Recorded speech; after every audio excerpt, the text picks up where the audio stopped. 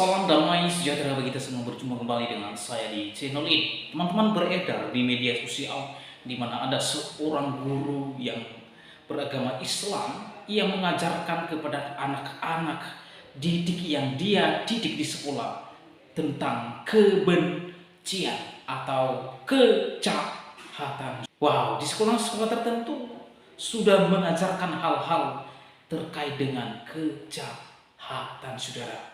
Bagaimana jadinya anak-anak tersebut nantinya kelak ketika ia sudah dewasa? Maka dipastikan anak-anak tersebut kalau ia sudah dewasa pasti ia menjadi anggota teroris di negara ini juga. Wah, mengapa? Karena sudah dicuci otaknya sejak dari kecil, sejak di bangku sekolah untuk membenci orang lain terhadap negara lain. Ini sungguh luar biasa. Secara terang-terangan seorang guru saja ia mengajarkan anak didiknya untuk melakukan kejahatan, saudara. Ya.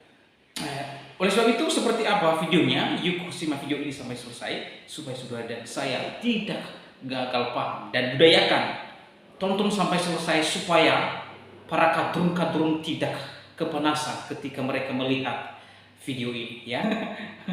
Senjata mereka hanya tangkap enak aja, ya. Seperti apa videonya? Yuk simak video ini sampai selesai supaya saudara dan saya tidak gagal paham. Lihat videonya yang berikut ini.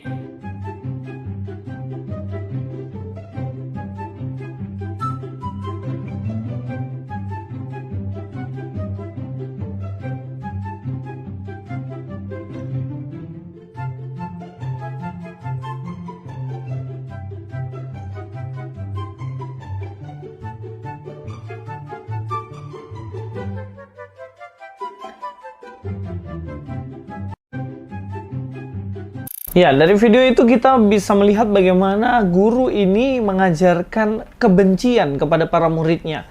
Disobek-sobek, itu brand-brand besar loh. Dimana mereka itu memproduksi banyak dan juga tentunya menyerap tenaga kerja yang sangat banyak. Tapi dari kecil sudah diajarkan kebencian sama gurunya. Dan ini lucu menurut saya. Kenapa? Karena guru ini sedang tidak sadar bahwa mengajarkan, mendidik anak-anak ini untuk jadi pengangguran, untuk menjadi orang-orang yang mungkin tidak akan bekerja ke depannya. Karena mereka kalau mau kerja di mana? Kecuali ya bikin pekerjaan sendiri, tapi bagus sih kalau bisa bikin sendiri. Tapi filosofi kebencian yang diberikan kepada produk-produk ini sangat-sangat aneh. Saya ambil contoh aja ya, salah satu produk tadi, itu pasti yang bekerja di dalamnya tidak hanya orang Kristen. Walaupun mungkin itu milik dari orang Kristen ataupun brand itu milik dari orang di luar negeri sana yang bukan Islam. Tapi bayangkan pekerjanya di Indonesia ini ada berapa banyak, dan apakah dari semuanya itu tidak ada yang Muslim? Ya pastinya ada kan. Seandainya diboikot dan tutup nih perusahaan, siapa yang rugi coba? Berapa tenaga kerja yang harus diberhentikan dan berapa tenaga kerja yang harus tidak bisa makan? Bahkan ada istri dan anak-anak mereka yang mengharapkan ada gaji bulanan untuk mereka bisa menyambung hidup. Apakah ini diajarkan sama guru ini? Ya, kebencian bukanlah satu jalan yang baik untuk merespons suatu masalah. Kalau kamu kecewa terhadap sesuatu, ya bukan begitu responnya. Jadi saya agak heran ya, saat mereka ini mengajarkan kebencian, kita sebagai orang Kristen harus mengajarkan kasih. Penduduk lokal 100%, lalu Anda mau menginjak-injak dengan Anda memasukkan gereja di Wakatobi. Kami memiliki data jumlah kalian berapa di setiap instansi vertikal, sehingga Anda berbicara soal aturan sudah pasti tidak mungkin itu tercapai, saudara-saudara. Saya ingatkan sekali lagi.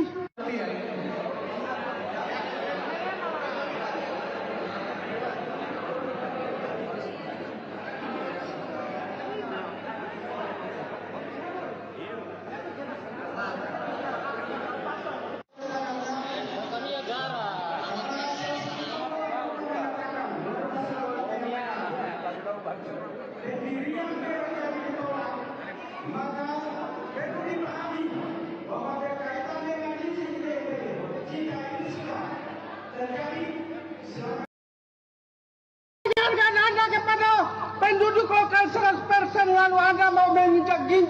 dengan Anda memasukkan gereja di Wakatobi. Kami memiliki data jumlah kalian berapa di setiap instansi vertikal. Sehingga Anda berbicara soal aturan sudah pasti tidak mungkin itu tercapai, saudara-saudara dan putri. Saya ingatkan sekali lagi.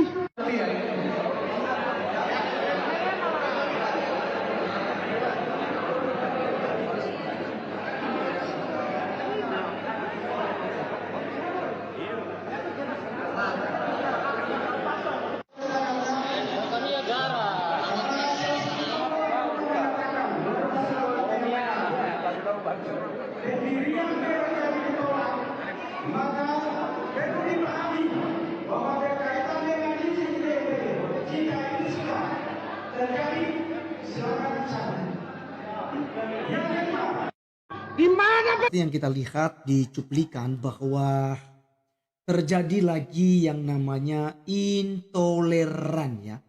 Intoleran terjadi karena merasa bahwa mereka ini adalah mayoritas, mereka merasa lebih banyak di daerah itu, sehingga kemudian ketika ada orang-orang Kristen yang ada ke situ dan mereka sudah punya tanah sendiri, sudah punya biaya sendiri, sudah punya jemaat gitu ya, artinya kelompok kekristenan yang ada di sana, akhirnya mereka membuat gereja, lalu mereka mempersulit teman-teman sekalian seperti yang kalian dengar tadi itu. Itu arogan sekali ya ketika dia ngomong itu. Saya ingatkan sekali lagi, ini mayoritas Islam. Kenapa kamu datang lalu mendirikan gereja di tengah-tengah kami? Kami punya data, jumlah kalian tidak seberapa.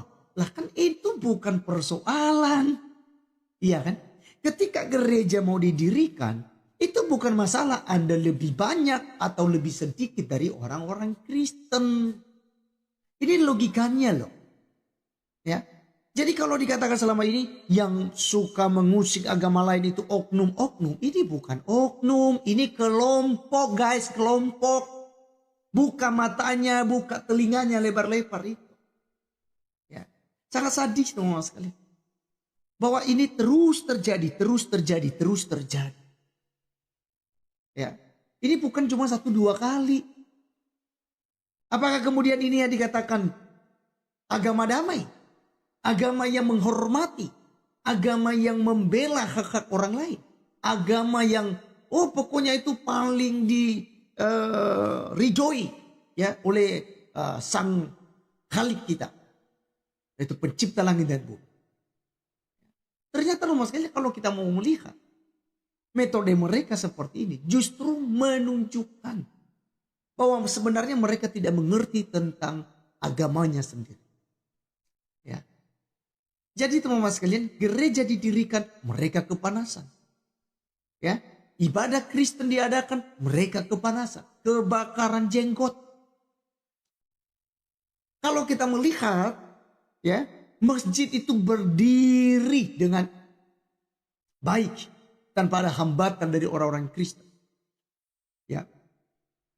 Ada di daerah-daerah tertentu saja, dan itu pun ada ya sesuatu sehingga kemudian masyarakat setempat itu harus menolak. Misalnya di Papua gitu ya, ada di Papua terjadi beberapa waktu yang lalu pendirian pesantren ya kan. Tetapi tidak seperti yang kita bayangkan, ada seluk-beluknya dan itu jarang sekali terjadi. Tapi pembubaran, penolakan gereja, ibadah Kristen itu berulang-ulang bahkan ribuan kali terjadi di negara kita ini. Nah ini teman-teman sekalian yang saya ngajak teman-teman Kristen semua bagaimana kemudian kita mulai berpikir logis gitu. Apakah kekristenan tetap berdiam diri dalam hal ini? Ingat jangan disalahpahami tentang kasih. Ajaran kasih itu mengasihi musuh berdoa bagi mereka yang menganiaya kita. Itu fix. Tapi jangan lupa di suatu sisi kasih itu juga harus tegas, harus menegur, harus bersuara jika terjadi ketidakadilan. Lagi pula kita adalah negara hukum. Sudah harus kita bersuara melalui hukum. Ya. Jadi teman-teman yang ada di sebagai pengacara, ya kan? Sebagai tokoh-tokoh dalam kepemerintahan, ya, mulai sekarang ini. Saya menghimbau, saya sebagai tokoh agama Kristen, saya menghimbau kita jangan berdiam diri. Mari kita melakukan sesuatu yang kemudian menciptakan suasana yang adil, yang penuh dengan toleransi begitu. Dengan cara apa? Ada orang-orang seperti ini, ya kita harus cegah dengan cara apa? Membawanya ke jalur hukum. Bukan main hakim sendiri ya. Kita bukan kemudian demo-demo, bukan kemudian kita ngancam-ngancam, bukan. Tetapi kita menempuhnya melalui jalur hukum. Ya. Jadi saya berharap kepada pembesar-pembesar kekristenan gitu, mulai bersuara. Ini sudah di abad ke-21, ini udah di tahun 2025 kita, maka seharusnya kita ini bersuara. Ya. Sehingga pemerintah tertinggi kita itu ya mendengar hal ini dan benar-benar menindak tegas orang-orang yang intoleran seperti ini. Tindakan premanisme seperti ini. Memang gereja harus menderita, teman-teman. Gereja di akhir zaman ini harus terus menderita. Karena nama Yesus kita tetap diejek. Tapi kita bukan berdiam. Kita kemudian cari solusi, bergandengan tangan. Bagaimana kemudian kita bisa mengatasi persoalan-persoalan seperti ini. Iya kan? Orang-orang kita banyak di bagian hukum. Nah, maksud saya, mari kita bersuara. Ya.